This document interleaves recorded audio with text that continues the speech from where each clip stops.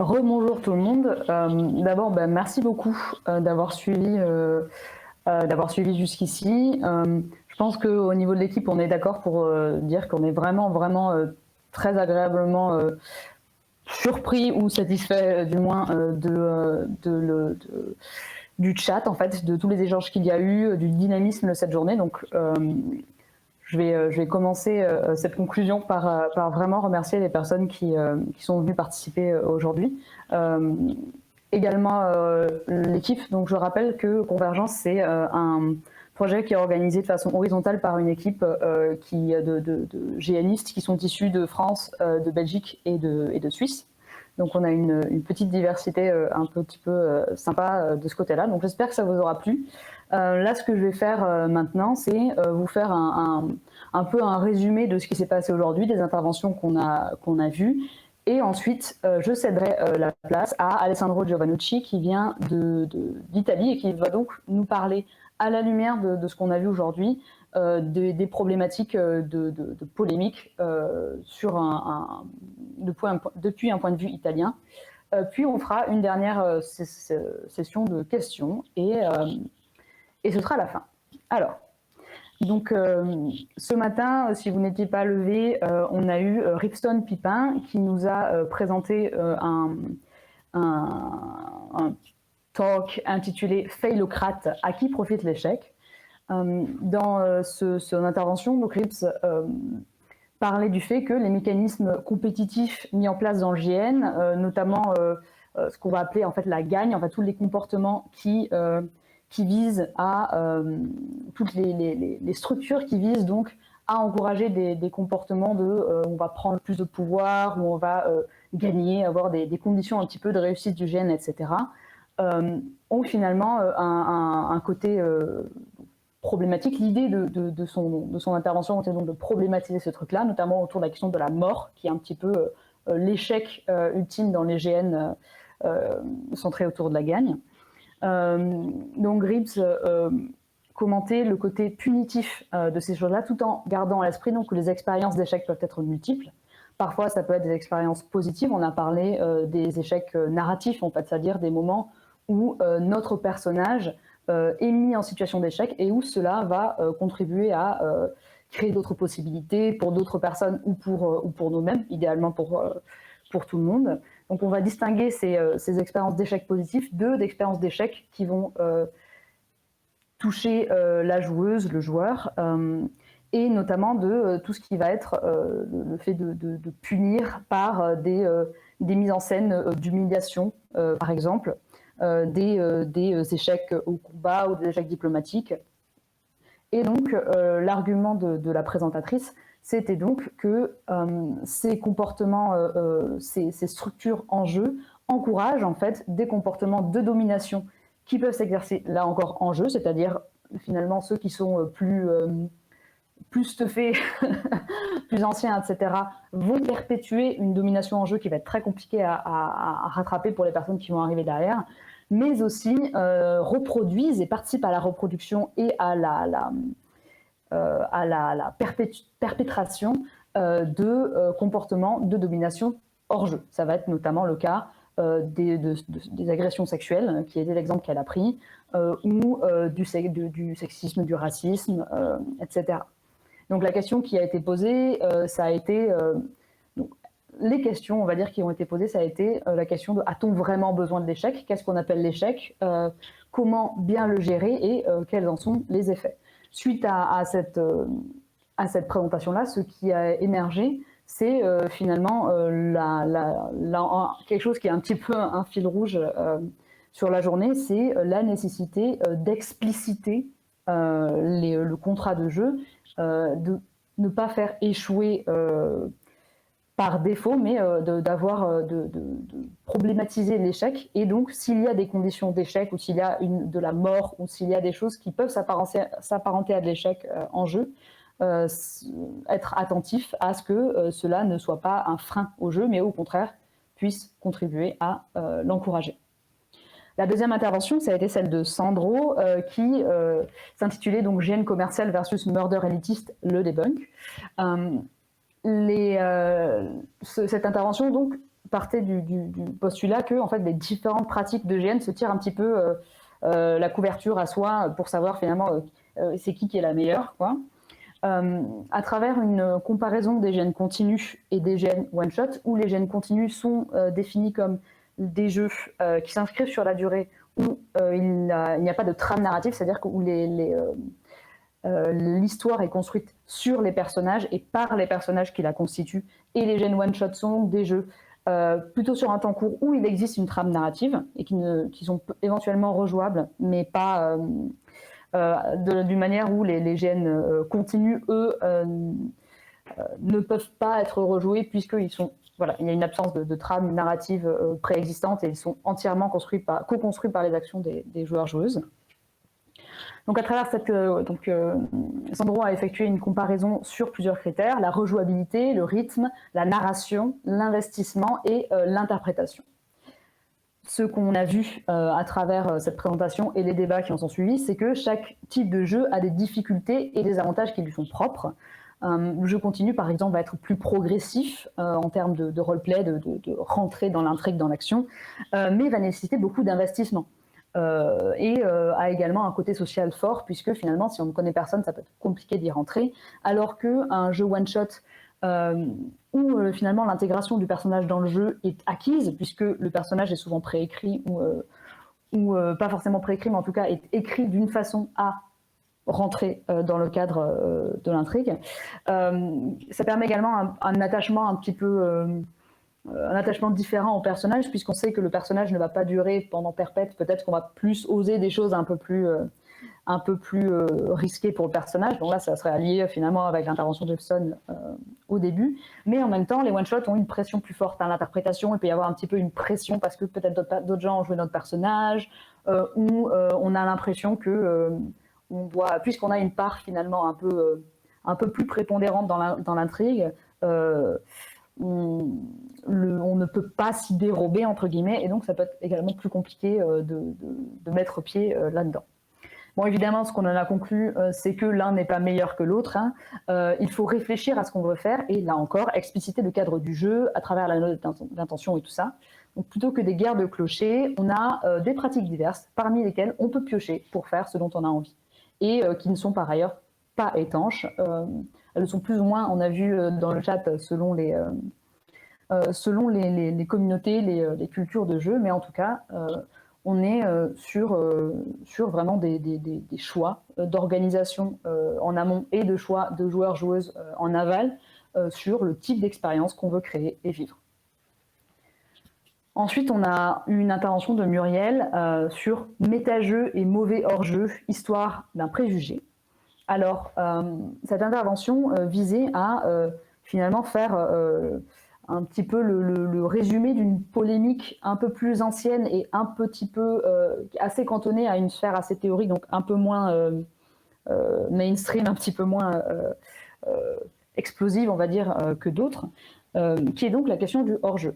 Ce qui était défendu par Muriel, c'était finalement qu'il y a une assimilation entre un mauvais hors-jeu et un hors-jeu qui finalement peut participer, au contraire, à élever le GN, à le rendre plus intense, plus sécurisant et tout ça. Donc au niveau du mauvais hors-jeu, on aurait en fait tout ce qui est un petit peu les références Kaamelott et autres Naheulbeuk, et les discussions un petit peu hors jeu qui peuvent parfois impacter l'immersion ou le sentiment d'appartenir, d'être en train de jouer chez des personnes, mais aussi les préférences du genre bon ben en fait je ne vais pas attaquer tel personnage parce que c'est quand même mon pote dans la vraie vie et j'ai pas forcément envie qu'on s'engueule la semaine prochaine quand on ira boire une bière. Donc là, il y a ce hors-jeu-là qui est du hors-jeu un peu parasite, et à la différence, un méta-jeu qui vise à véhiculer des informations à l'intention du joueur, de la joueuse, et pas des personnages. Donc là, on aurait en fait des niveaux, c'est-à-dire qu'il y aurait alors le jeu qui serait le niveau un peu standard, genre 0 hors-jeu, voilà. Par-dessus le méta-jeu qui serait donc des indications hors-jeu qui participent au jeu, et encore au-dessus, le hors-jeu, où là, on serait plus dans une... qui n'appartiendrait plus au cadre, finalement. Donc Muriel nous disait que prendre en compte le hors-jeu permet de calibrer l'implication, c'est-à-dire à la fois le temps de jeu. On peut avoir des choses qui vont qui hors jeu, donc de façon méta-jeu, de façon méta, vont nous indiquer qu'on avance vers la fin du jeu, et donc peut-être il faudrait commencer à, si on a envie de résoudre une intrigue avant la fin, à s'y mettre, quoi. Ça permet en fait ce qu'elle a appelé des limitations constructives. Par exemple, une règle qui existe dans certains GN de ne pas tuer de personnages avant 1 heure avant la fin.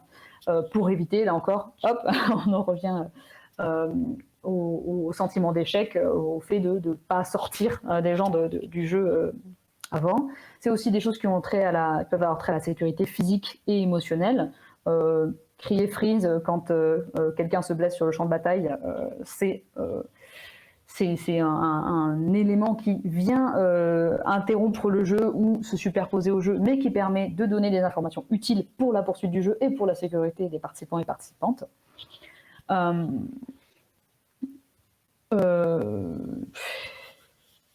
Ça se voit que j'ai juste pris des notes et que j'ai pas rédigé.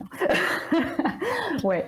Donc voilà, on est là-dessus. Par ailleurs, elle revenait sur la question, sur le côté polémique de ces questions-là, en disant qu'il fallait questionner, il était utile de questionner nos réactions et les réactions de la communauté ou les réactions d'ensemble aux nouveaux outils, à certains genres, etc. En disant qu'il y a un phénomène de réactance, donc de résistance au changement, alors que finalement, multiplier les outils existants et multiplier les réflexions sur justement qu'est-ce que c'est que le hors-jeu, est-ce que vraiment pas de hors-jeu du tout, c'est mieux que du hors-jeu n'importe comment, enfin... voilà, donc multiplier les outils existants et multiplier les points de vue permet de faire des choix au mieux et d'adapter les GN à nos envies en tant qu'orga et à nos envies et nos besoins aussi en tant que joueurs-joueuses.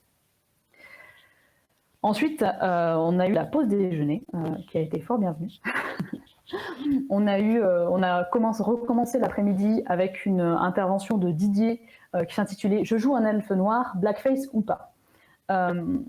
Alors Didier nous a présenté donc d'abord le phénomène de blackface, qui est un phénomène qui consiste à se grimer en noir dans une perspective d'imitation, de caricature, et qui est issu notamment des cultures coloniales européennes et américaines. Même si en France on n'a pas trop cette pratique de façon traditionnelle, on a quelque chose qui de façon systémique, à travers des carnavals, à travers des événements, notamment en Hollande par exemple, aux Pays-Bas, visait en fait à incarner la figure de l'altérité des populations noires, souvent issues de l'esclavage ou encore en situation d'esclavage, pour les rabaisser, les moquer, les stigmatiser et tout ça.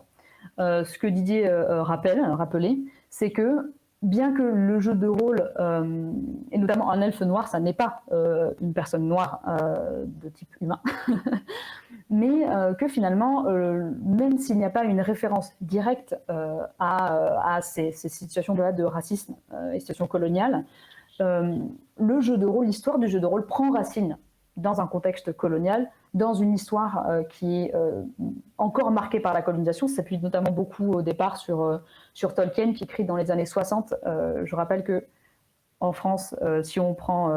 bon, on a encore des territoires qui sont encore des colonies, mais la décolonisation de l'Algérie, par exemple, c'est 62, 63, je ne sais plus. Ouais. Donc on est sur quelque chose qui est encore très, très chaud, très frais à ce moment-là. Et c'est donc ce jeu de rôle, le jeu de rôle et le GN qui émerge, même s'il n'y a pas de référence directe à la violence coloniale telle que dans la blackface, s'inscrit dans un contexte où la violence coloniale et la violence raciste existent et sont systémiques. Il a pris l'exemple d'un épisode de Community qui a été supprimé par Netflix, donc c'est une série américaine, parce qu'un des personnages faisait une blackface à un moment, en disant notamment qu'en fait la question des intentions n'est pas posée. On n'est pas en train de dire que l'acteur qui joue le personnage grimé, ou même que les scénaristes sont en train de vouloir avoir des intentions racistes. Néanmoins, la question qui importe, c'est celle des conséquences. Alors de même, en GN, il faut se poser la question des conséquences. C'est pourquoi, s'il n'est pas opposé au fait de porter de la peinture noire, de se grimer en noir pour incarner des draws, même si voilà, on a vu également qu'en fait les draws ils sont généralement représentés avec un teint plutôt grisâtre ou violet, enfin qui n'est pas un noir noir quoi, c'est pas vraiment du noir, c'est plutôt un noir c'est dark, mais bon voilà. Donc il n'est pas opposé radicalement à ça, mais il faut que la note d'attention soit absolument claire et surtout il faut être vigilant à ce qui se passe hors jeu aussi, c'est-à-dire au fait que le racisme ne se produise pas. Même si on va dire que la blackface, le fait de se grimer en noir n'est pas intrinsèquement raciste, vu que ça représente des choses racistes, il faut être d'autant plus vigilant sur le fait que du racisme ne se produise pas, que ce soit en jeu entre les personnages de façon RP ou encore pire entre les joueurs et joueuses. Par ailleurs, il est venu parler en tant que personne concernée et il a conclu là-dessus. Il est important dans toutes les discussions ayant trait à la discrimination d'écouter les concernés. Et c'est ce qu'on a fait également avec l'intervention suivante de Sacha, qui s'intitule « Être transgenre et GNiste, la double peine ». Donc Sacha est venu partager avec nous certaines expériences vécues en tant que mec trans, en tant que homme transgenre. Donc il a partagé certaines difficultés rencontrées en étant trans dans le GN, notamment le refus par des orgas et des joueurs-joueuses de le percevoir tel que son genre, c'est-à-dire des gens qui sont venus lui dire, un orga qui est venu lui dire, en fait, je suis incapable de te percevoir comme un homme, donc je ne peux pas te caster en tant qu'homme. Bon, c'est clairement extrêmement violent, et de façon générale, on rencontre en tant que personne trans ce genre de violences qui sont liées au refus de nous inclure, au refus de voir au-delà de notre genre d'assignation et donc au refus de nous inclure en tant que le genre qu'on a, le genre qu'on veut à minima. Un deuxième écueil qu'il a partagé, c'est le fait d'être casté dans un rôle trans en fait. Il pensait être casté dans un rôle en tant qu'homme et en fait il était casté en tant que trans.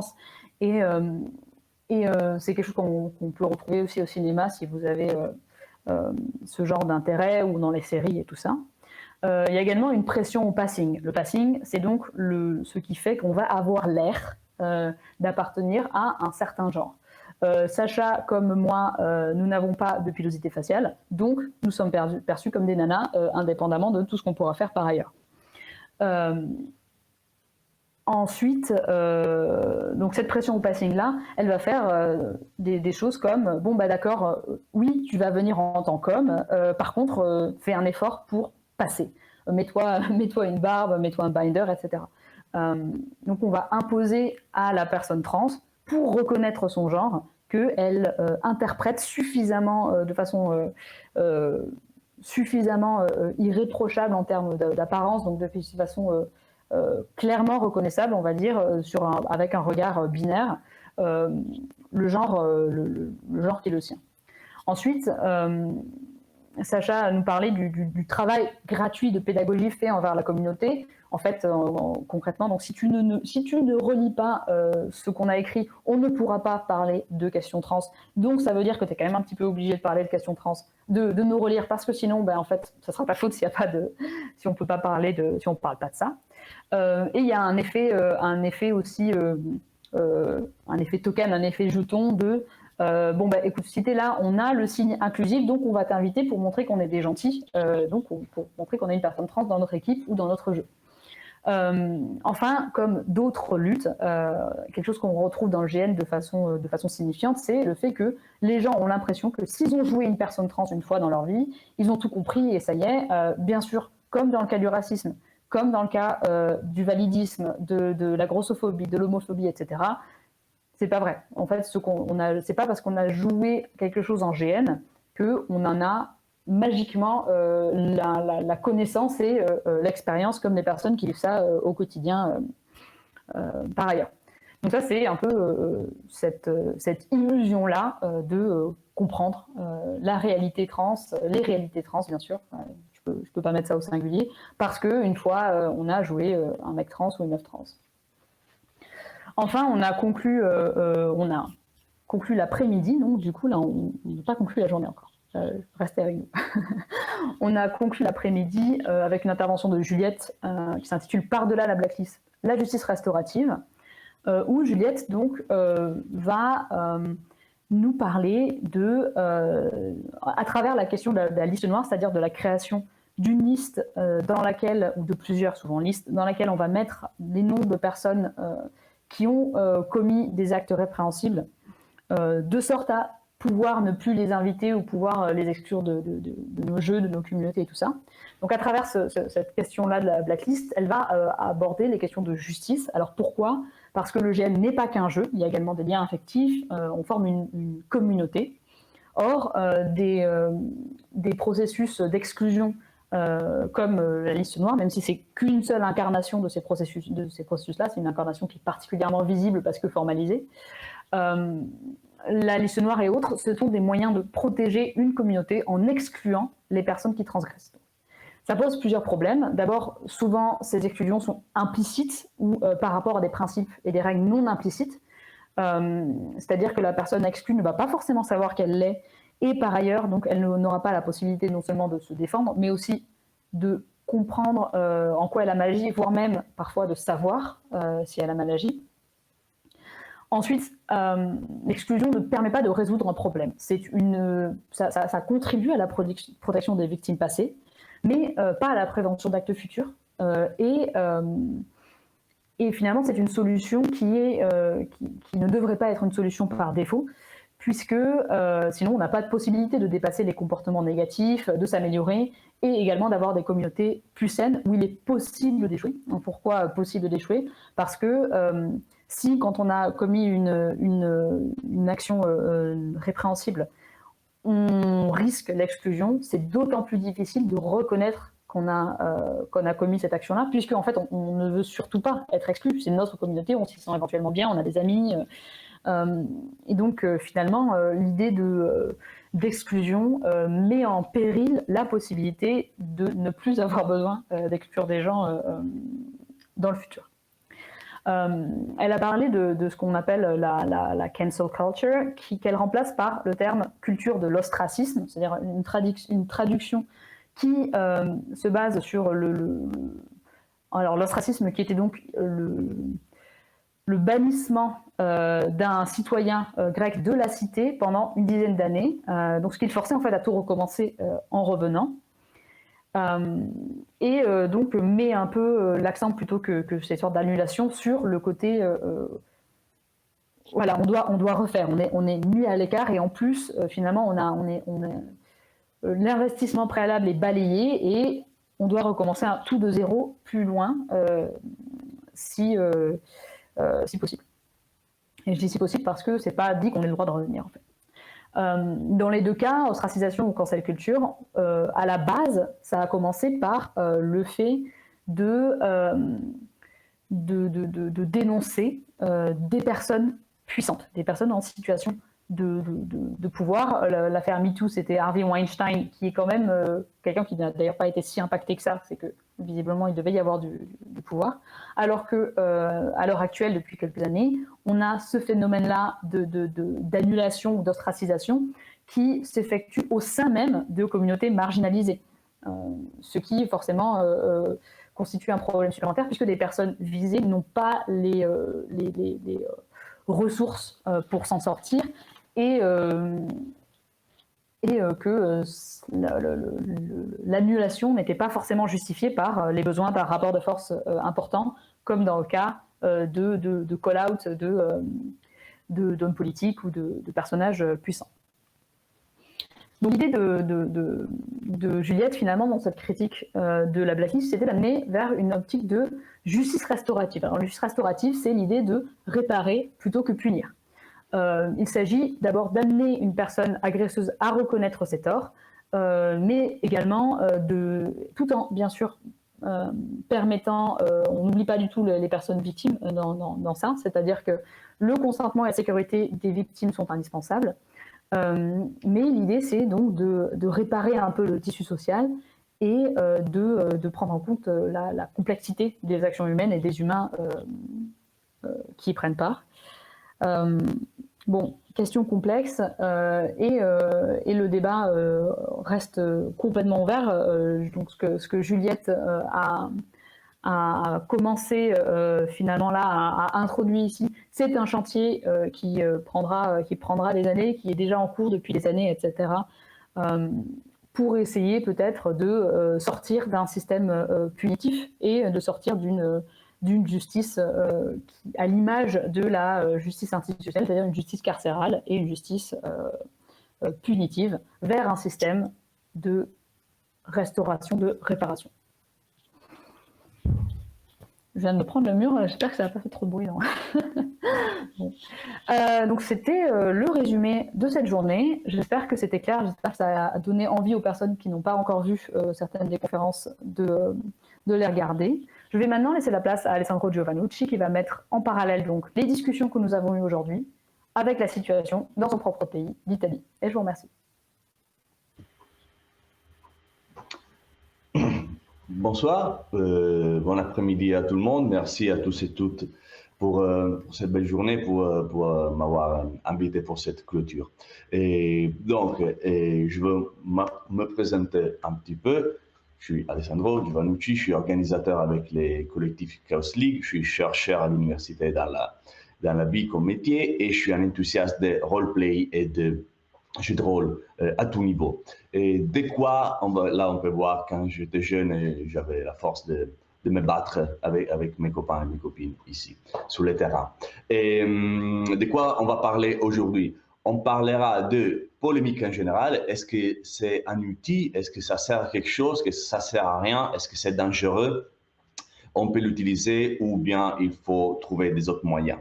Et après, on va parler un peu de la scène italienne et des polémiques qui ont été plus fortes dans notre communauté. Et donc, on va voir des affinités et des différences entre ce que j'ai entendu aujourd'hui et ce que je peux vous raconter. Bien sûr, je n'ai pas la vérité, je me base sur mon expérience, j'ai recueilli des propos par des autres joueurs et joueuses en Italie, j'ai essayé de me renseigner le plus possible et de me baser sur mon expérience, en espérant que quelque chose d'intéressant peut sortir de ça pour vous.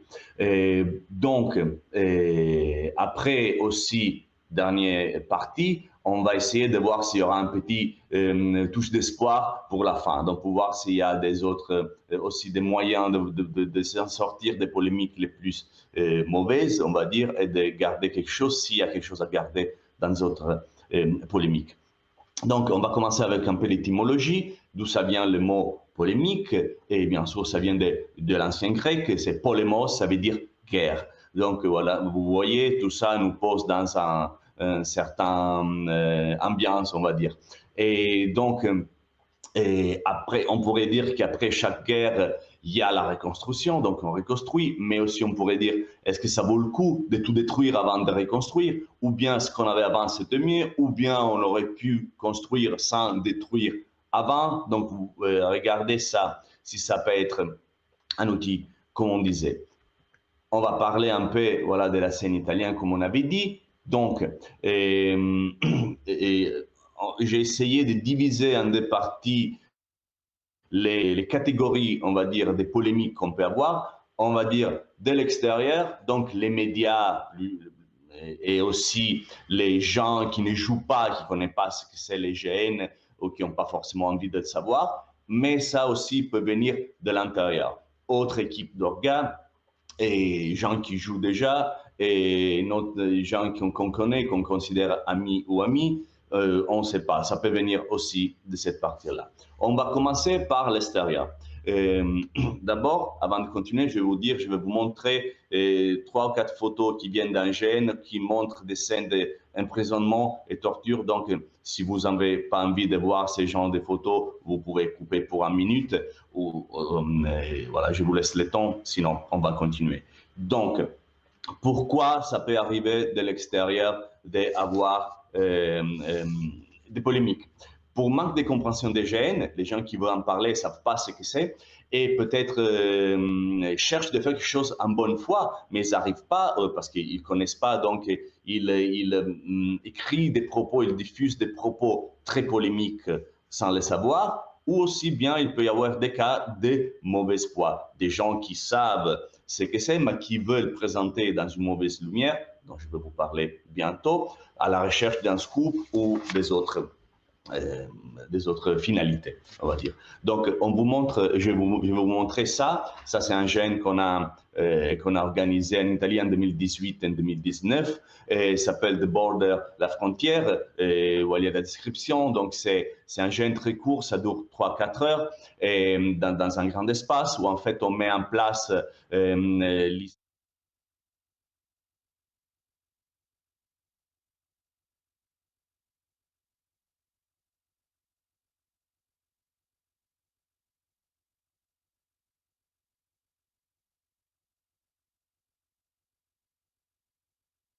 médicaux, des tests de citoyenneté, des tests sur leur attachement à la loi. Enfin bref, on va accélérer, on va marquer un peu les tons sur ça parce qu'on a un très court temps, mais aussi c'est pas tout le temps trop différent de ce qui arrive malheureusement dans ces cas, dans ces situations.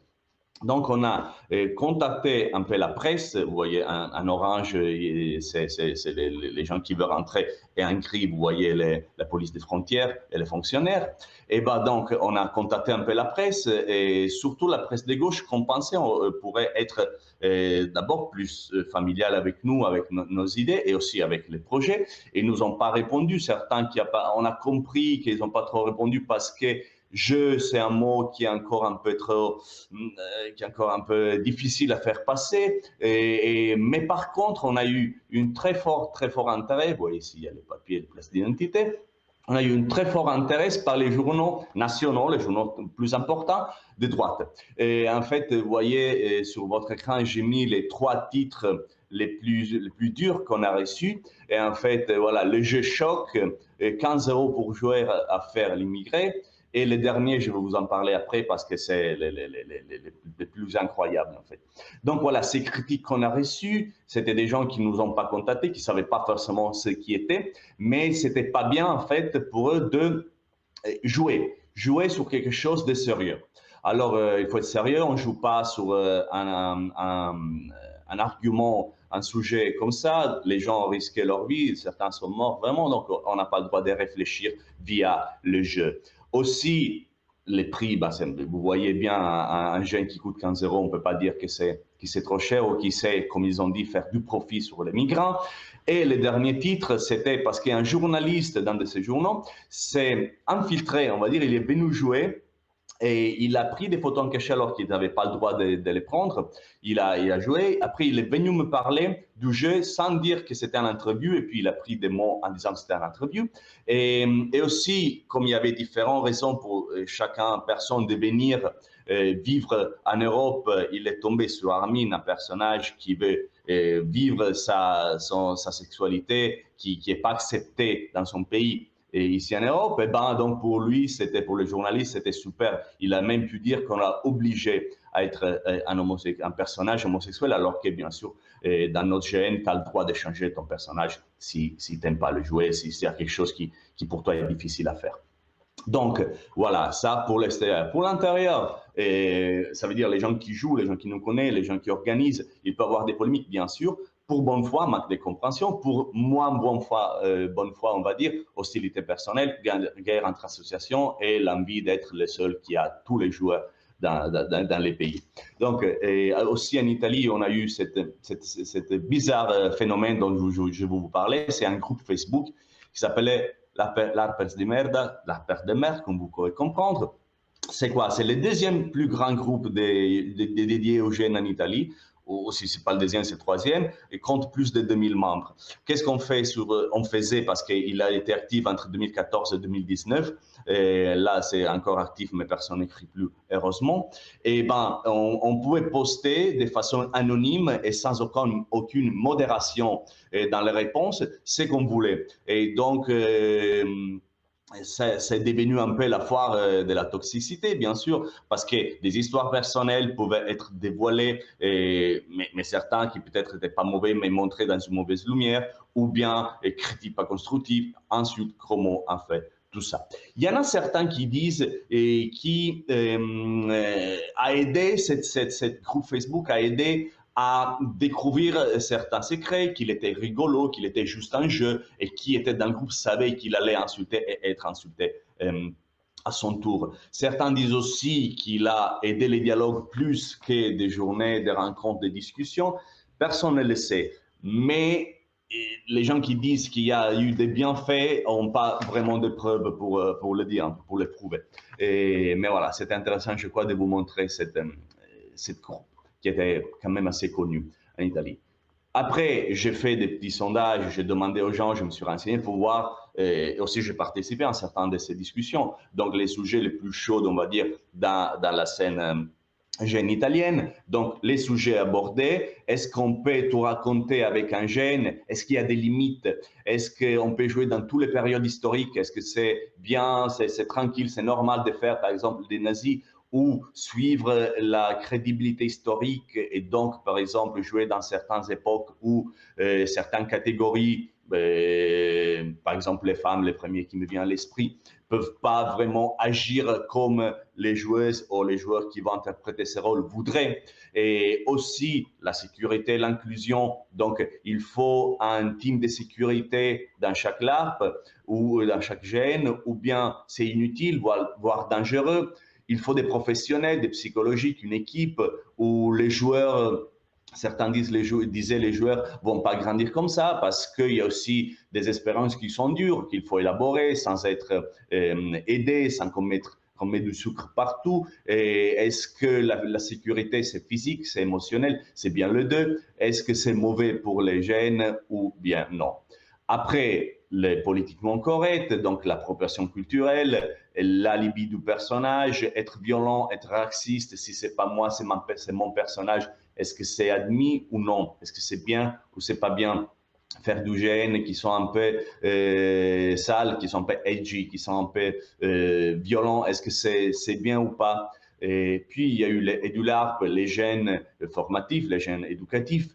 Donc, est-ce que les jeunes doivent rentrer dans les écoles et on va tuer l'amusement avec ça? Est-ce qu'il y a les compétences ou il n'y a pas les compétences?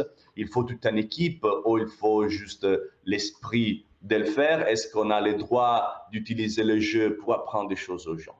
Et puis, il y a le gatekeeping.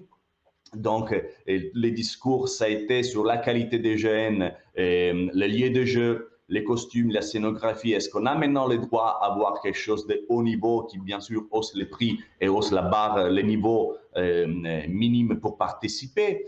Ou bien il faut être cool, moins cool et baisser les niveaux de qualité, baisser les costumes pour pouvoir baisser les prix? Est-ce qu'on doit faire des gènes sur des settings plus populaires, avoir des règles moins complexes, être moins nous pour certains de la communauté et plus ouvert ou non? Puis les plagiats et les settings, l'exploitation des settings connus, est-ce qu'on peut y avoir juste un gène d'Harry Potter en Italie, ou bien c'est moi je suis le premier, toi tu es la copie de la copie, ou bien si on fait un gène ensemble et puis leur gars se divise en deux, se sépare, qui est le propriétaire de ces gènes, qui peut les refaire? Et puis les crossplay, donc jouer un PG d'un genre différent ou bien suivre le réalisme, on peut le faire quand même, ou il faut faire un gros travail des costumes et make-up. Vous voyez, tous ce sont des arguments dont aussi en France on en parle, bien sûr. Certains sont transversaux. Puis, les gènes comme profession, est-ce qu'il faut, il ne fait pas? Est-ce que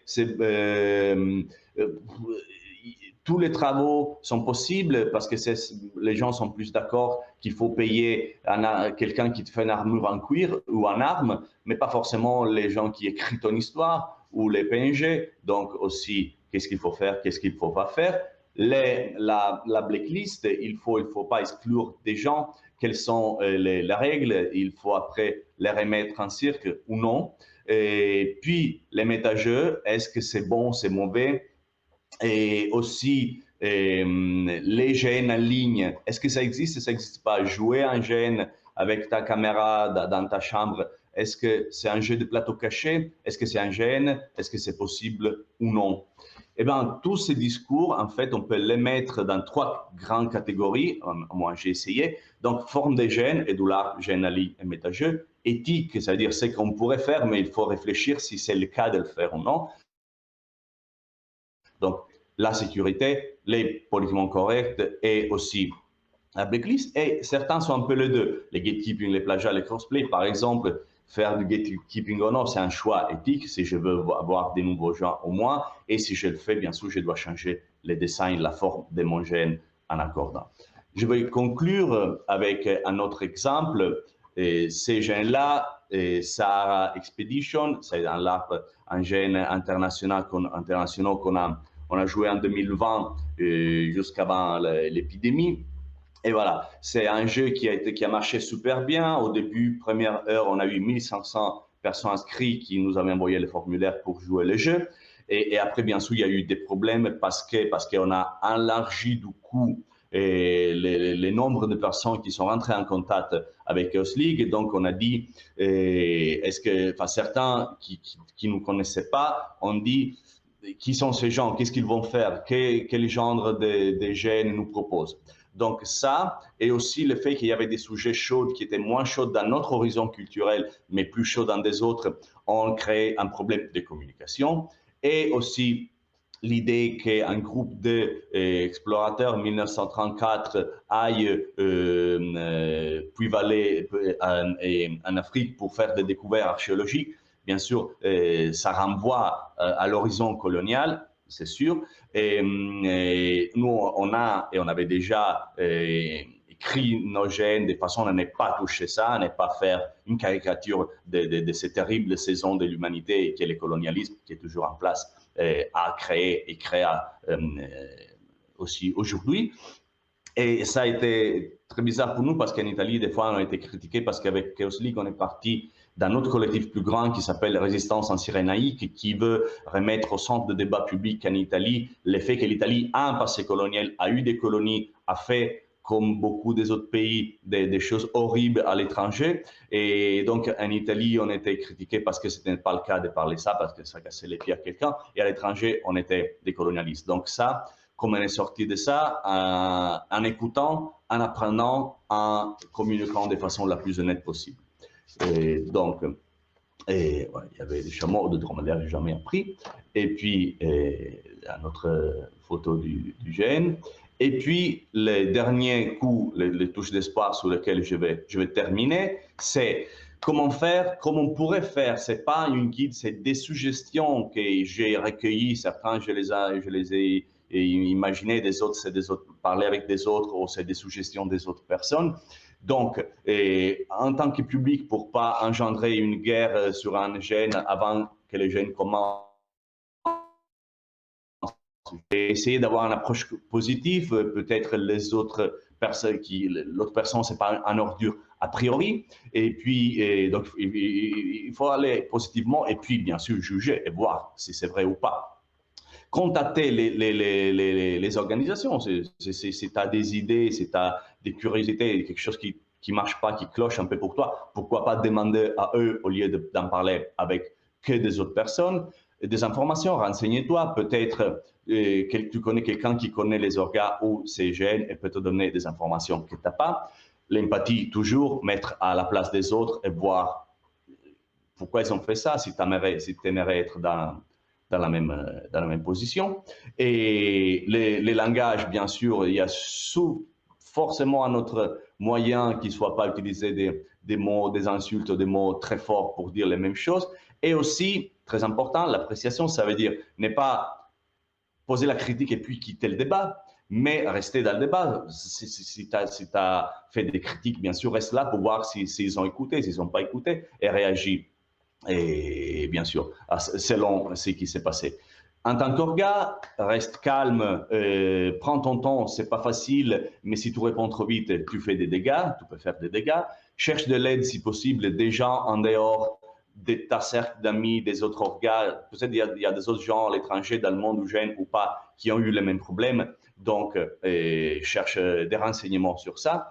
Puis, unité cherche une position commune par tous les parties de l'équipe, tous les membres de l'équipe, et choisissez quelque chose qui soit un peu commun et ne pas trop communiquer parce que autrement la polémique va se nourrir des autres polémiques et comme ça à l'infini. Dernier point, ne le prends pas trop sur le plan personnel, c'est très dur parce que des fois c'est personnel, mais si on va sur le plan personnel, on n'en sort pas. Et donc, voilà, en général, juste pour conclure dans une phrase, la polémique, est-ce que ça marche ou ça ne marche pas? C'est un bon moyen? On ne le sait pas. On ne le sait pas du tout. Peut-être oui, peut-être non. Et par contre, ce qui marche sûrement 100%, c'est le dialogue, qui reste, à mon avis, toujours le meilleur choix. Merci bien tout le monde. Merci beaucoup pour avoir écouté.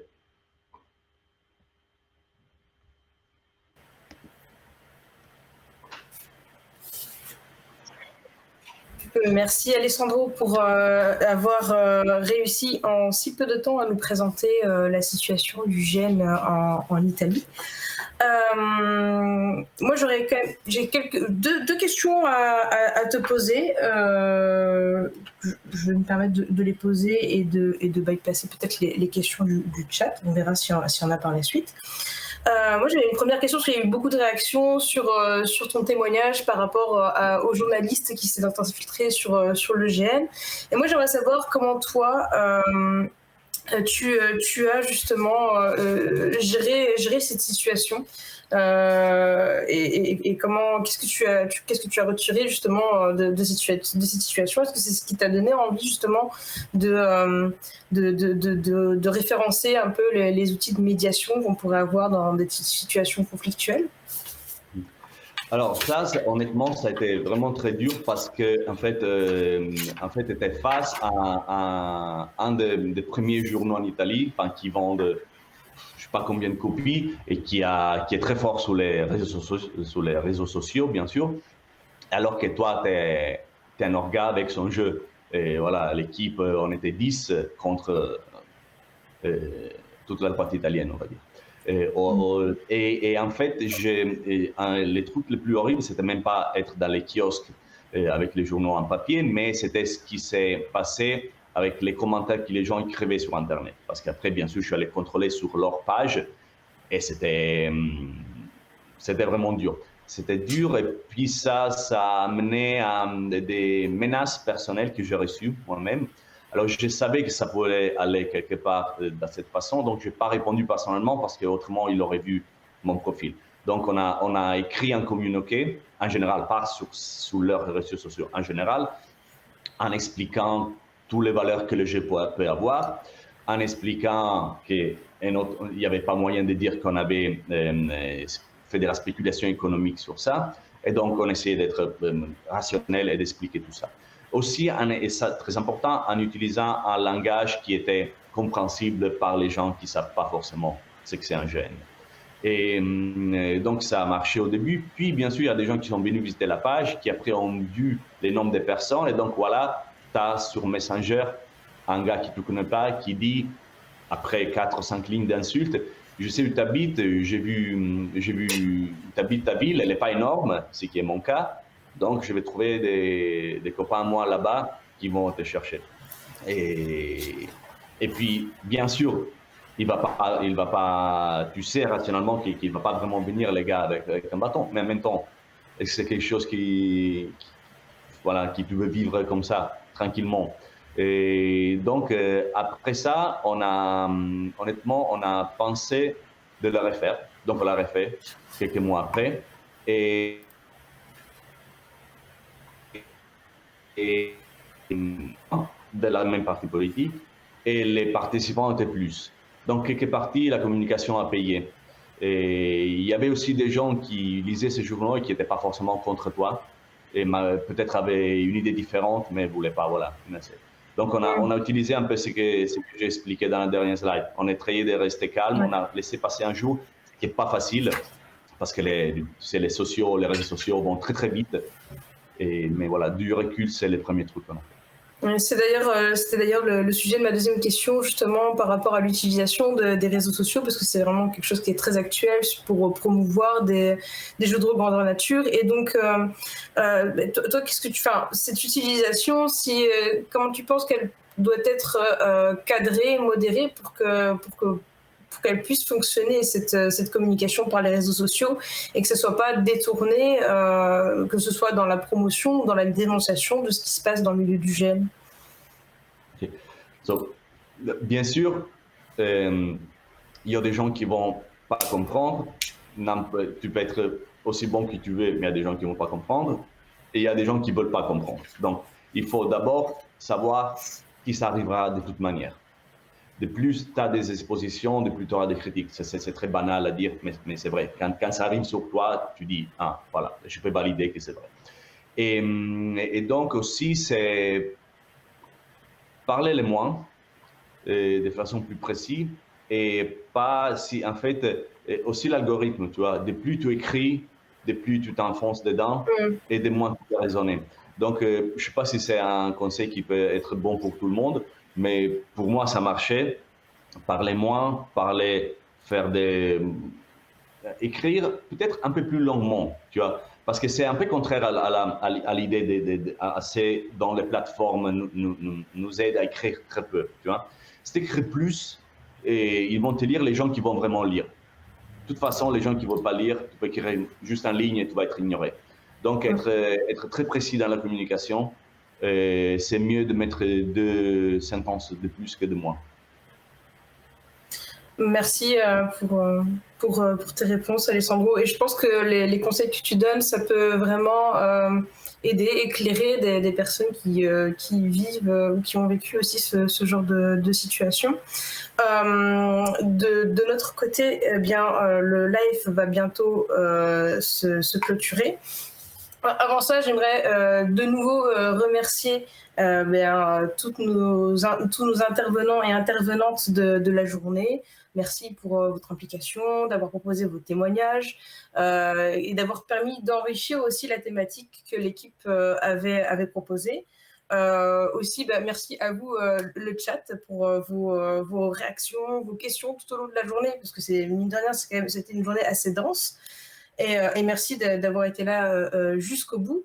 Et évidemment, merci aussi à l'équipe qui a organisé toute cette journée pour l'organisation et pour la gestion, tout bien ficelé. Et juste peut-être quelques petites informations avant de clôturer définitivement. Donc, dans la prochaine semaine, on mettra à disposition des liens vers les pages et réseaux des intervenants et des intervenantes sur la page Facebook, si je ne me trompe pas, ainsi qu'un accès aux questions-réponses de l'intervention de Didier. Et toutes les vidéos auxquelles vous avez assisté ou auxquelles vous n'avez pas assisté, en fait, seront disponibles dans 2 à 3 semaines sur YouTube. Et d'ici là, en fait, je vais vous partager un petit questionnaire. Il va nous aider à évaluer l'organisation de la journée et pourquoi pas, en fait, organiser une nouvelle édition de Convergence si c'est quelque chose qui vous a plu. Alors, hop, je vous transmets de ce pas le lien vers le questionnaire. Hop. Et puis, de toute manière, c'est un questionnaire aussi qui se retrouvera dans les prochains jours sur la page Facebook, si jamais vous l'avez raté sur le chat.